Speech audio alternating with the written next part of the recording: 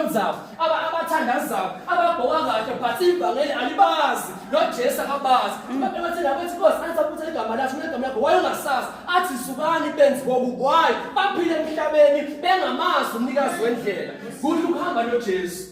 Umazi uJesu ekwazi nawe usenamazila ebushembeni ngathi uSenamana angithokozi khona so senamalanga abekwe emhlabeni abakhona kuyawubhalisa incwadi umuntu 7 days waseJeriko CC azozolandwa wonke azilanda ukuthi kwenzani emhlabeni yabo la singaqhathela la sibe bathi sithi na siphethe ivangeli kepha ivangeli lona ngempela bazalwane beNkosi uJesu uthi na lethi intombi iyazigcina lithi ubhuti uyazigcina awuligcini Sunday but Monday to Sunday uba ubhuti ayibhuti nce.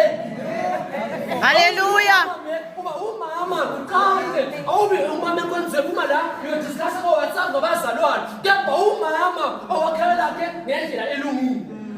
Namhlanje kumele sinqolisile ngoba siphatha amaBhayibheli lawa phuma umfebe kithi, amaBhayibheli lawa phuma ukuhleba kithi. Ivangeli asilazi. Masolazi the time amaBhayibheli abangani bethu. So siwesakhe bese singeJesu Kristu. Uqala siphile ngendlela kaNkulunkulu. Anamavese wakhetha lapho. Sithi lawa kubona wethu. But lonke izwe libhalwe uNkulunkulu siyawuphila ngoba liphefela iNkosi uJesu. So siyawuzilanda. Hambe iNkosi uJesu.